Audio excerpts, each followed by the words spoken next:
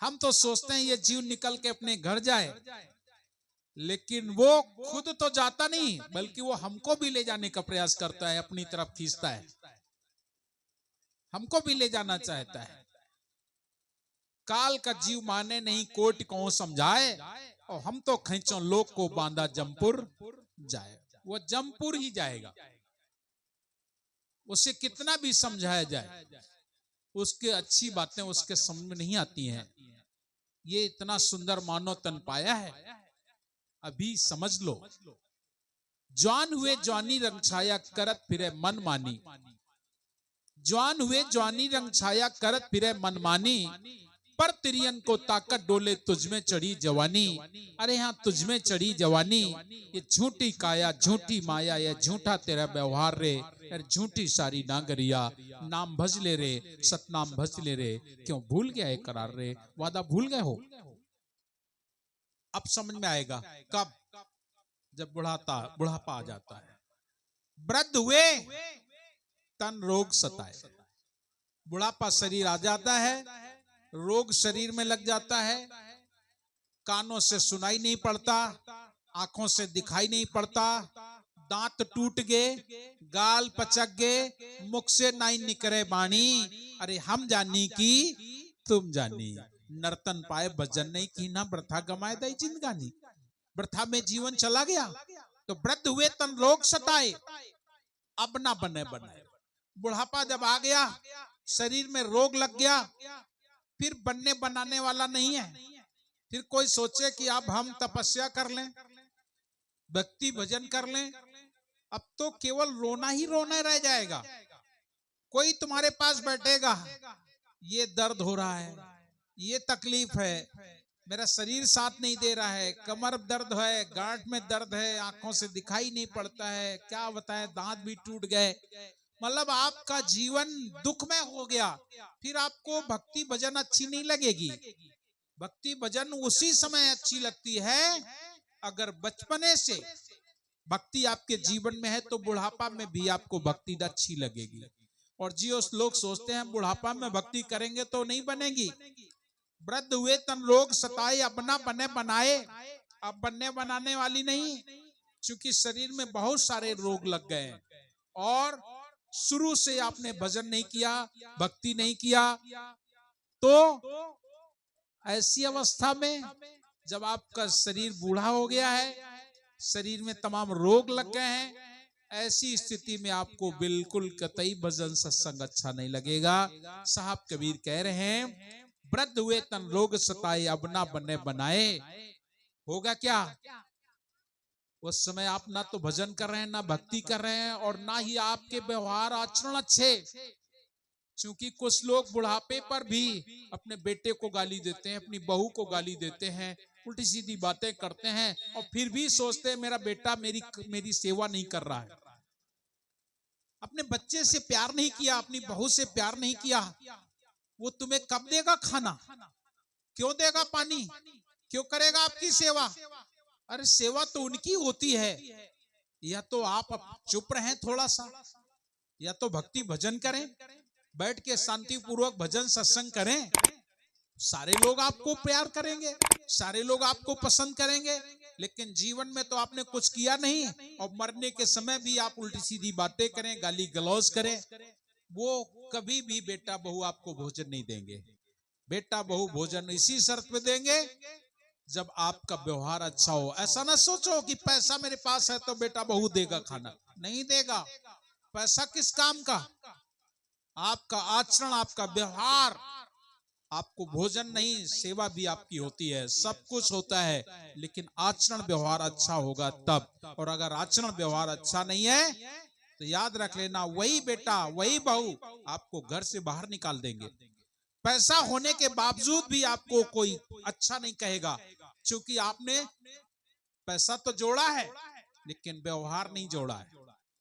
पैसा तो जोड़ा है, किसी का सम्मान नहीं किया है। पैसा तो जोड़ा है, कहीं धर्म नहीं किया है, किसी भूखों को भोजन नहीं दिया, किसी प्यासे को पानी नहीं पिलाया, कहीं सेवा परमार्थ में धन नहीं खर्च किया।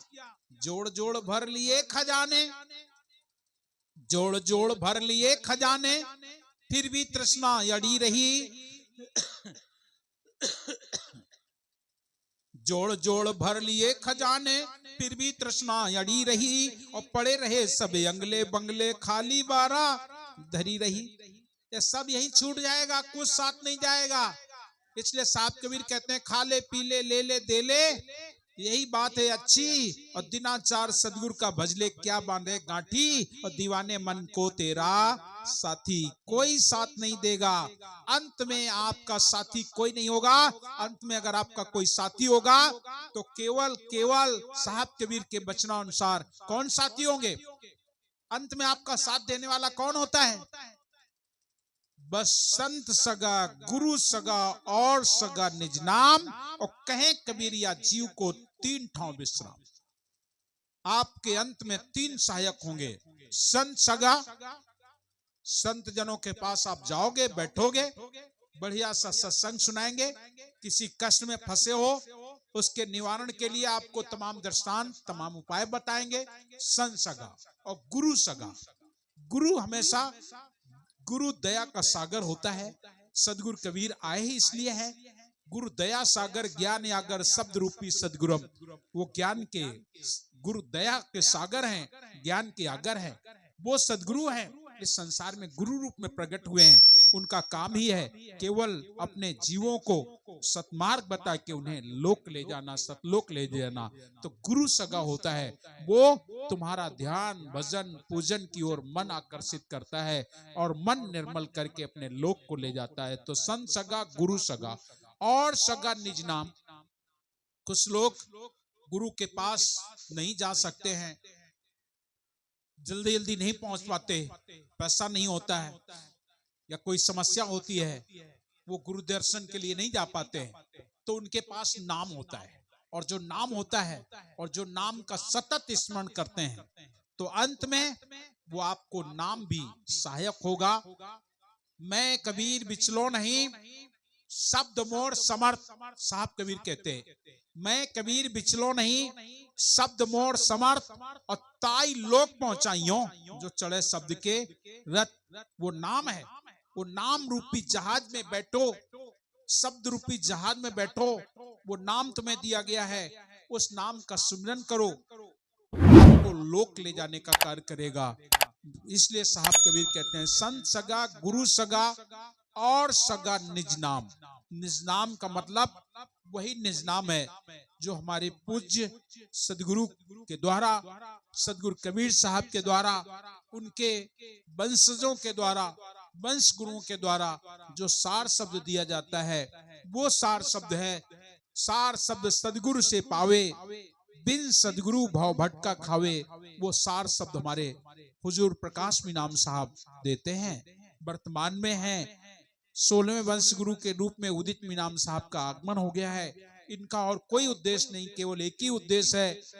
साहब कबीर ने कहा था, कबीर मिले धर्मदास को लिख परवाना दीन। साहब कबीर ने धर्मदास साहब को परवाना लिख के दिया। कबीर मिले धर्मदास को लिख परवाना दीन, आदि अंत की वार्ता, यही लोक का चिन्ह, ये लोक का चिन्ह है। और उसको वो सार शब्द वंश गुरु के पास आया, बिना मसीह की लेखनी, बिना अंक को छाप। कहें कबीर धर्मदास से, सो है वंश के पास।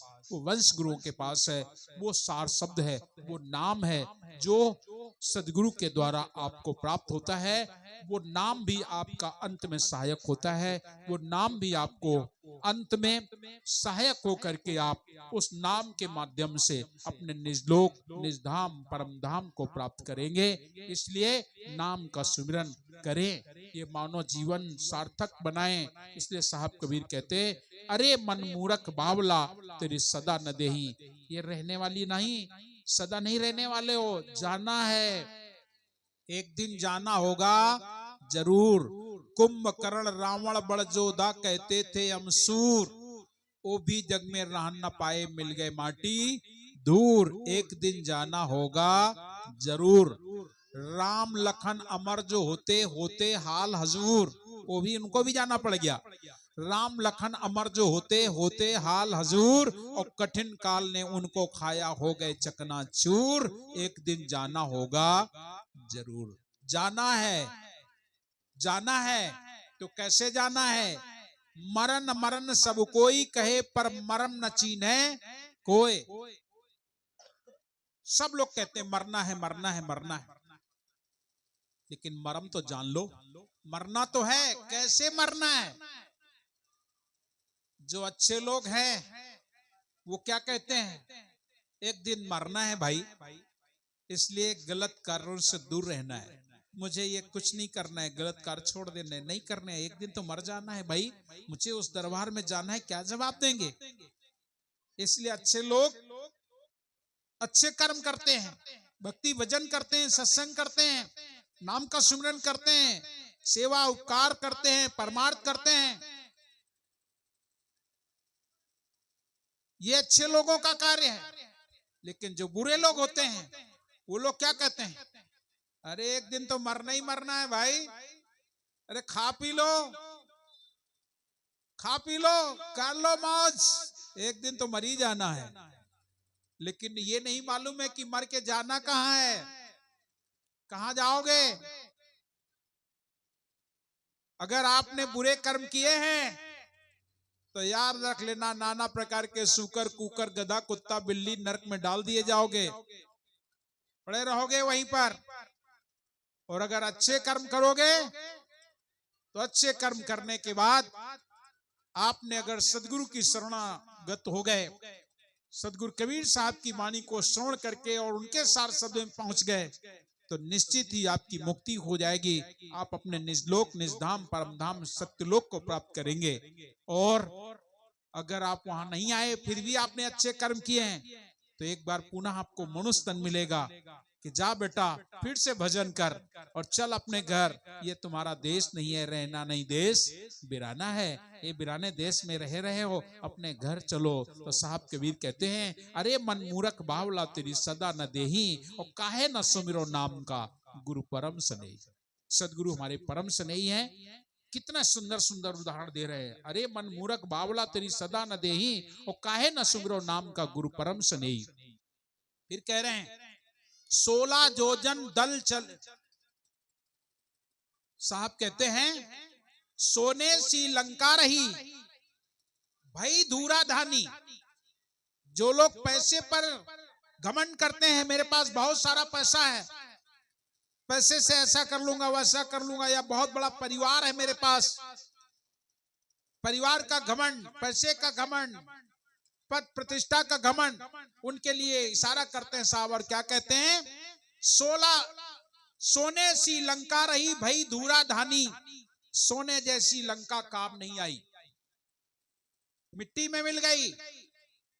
सोने सी लंका रही भई धूरा धानी, और सो रावण की साहिबी क्षणमाए हिरानी।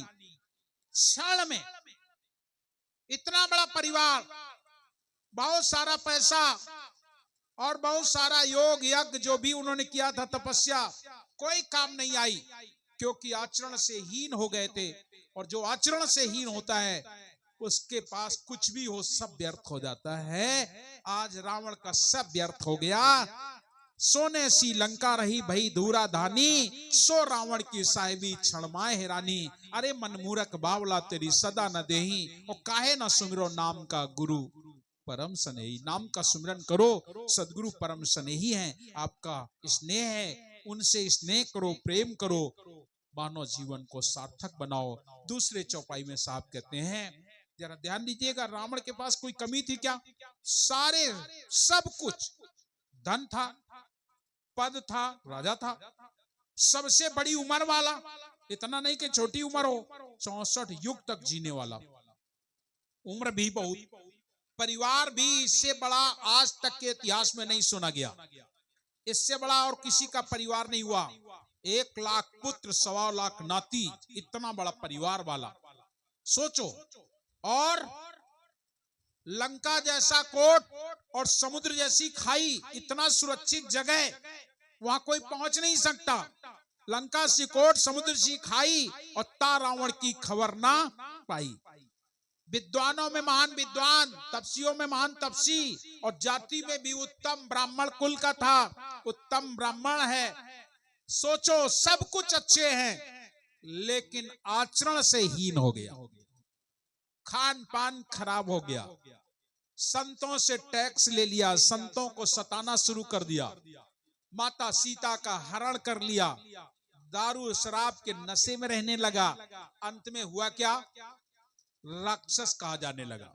राक्षस कहा जाने लगा तो जरा ध्यान दीजिएगा, सोने सी लंका रही भई धूरा धानी, और सो रावण की साहिबी क्षण माय हैरानी। अरे मन मूरख बावला तेरी सदा न देही, और काहे न सुमिरो नाम का गुरु परम सने। और दूसरा उदाहरण फिर दे रहे हैं साहब, 16 जोजन दल चले चल छत्र की छाई, दुर्योधन के लिए 16 जोजन दल चले चल छत्र की छाई, और सो दुर्योधन यूं गयो मिल मट्टी बाही। देख लीजिए दुर्योधन का क्या हाल हुआ। 16 जोजन, 100 भाई ये भी थे, राजा थे, और इतना बड़ा दल, इतनी बड़ी सेना थी कि 64 कोस, 16 जोजन का मतलब 64 कोस, 64 कोस में उसका दल चलता था। 16 जोजन दल चले चले छत्र की छाई, और सो दुर्योधन यूं गयो मिल मट्टी माही। अरे मन मूरख बावला तेरी सदा न देही, और काहे न सुमिरो नाम का गुरु परम स्नेही। या माया किनकी भई, संसार की जो भी माया आप देख रहे हैं, रुपया पैसा धन दौलत महल खजाना परिवार बेटा बेटी, किसी का साथ दिया क्या? या माया किनकी भई किनके संग लागी, किसी के साथ नहीं गई। ये माया किनकी भई किनके संग लागी, और गुड़िया सी उड़ जाएगी चित चेत भागी। ये गुड़िया सी चली जाएगी, इसलिए अभी ले, चेत ले, समझ ले, खा लो पी लो ले लो दे लो, यह बात है अच्छी, ये अच्छी बात है। खुद खाओ खिलाओ ले लो, किसी को लेना है देना है, दान धर्म उपकार सेवा कर लो, खा लो पी लो ले लो दे लो, यह बात है अच्छी। और दिनाचार सदगुरु को भज ले, क्या बांधे गांठी, और दीवाने मन को तेरा साथी। कोई साथी नहीं होगा, कोई साथी नहीं होगा। दिया दिया सब कोई कहे दिया है घर की लाज, और दिया अंधेरे में जले दिया चलेगा साथ। अगर किसी को कुछ दिया है वो साथ जाएगा, और जोड़ जोड़ के घर में रख लोगे, बैंक बैलेंस कर लोगे। गरीबों का चूस चूस के खून लोग जन इकट्ठा कर लेते हैं, क्या जाएगा साथ? वहां भी जगह नहीं मिलने वाली है। इसलिए साहब हमारे कहते हैं, आप अपने जीवन में जो भी करना है, दान धर्म उपकार सेवा परमार्थ भजन करो, खा लो, खाना खा लो। खाने का मतलब ये नहीं कि मांस खा लो, नहीं भैया, फल फूल बढ़िया सुंदर भोजन पदार्थ है, खाओ। पीना है बढ़िया दूध पियो, और अच्छा सा कुछ भी पियो। लेकिन लोग दारू पीते हैं, क्या क्या नहीं पीते हो आप लोग? तो खा लो पी लो दे लो ले लो, यह बात है अच्छी। और दिनाचार सदगुरु को भज ले, क्या बांधे गांठी, दीवाने मन को तेरा साथी। कोई साथी नहीं होगा, कोई साथ नहीं देगा। साथ देगा तो मैंने आपको बता दिया, केवल एक वही है जो तुम्हें साथ देगा। इसलिए अरे मन मूरख बावला तेरी सदा न देही, काहे न सुमरो नाम का गुरु परम स्नेही। ये माया किनकी भई किनके संग लागी, और गुड़िया सी उड़ जाएगी चित चेत भागी। अरे मन मूरख बावला तेरी सदा न देही, और काहे न सुमरे नाम का गुरु परम स्नेही।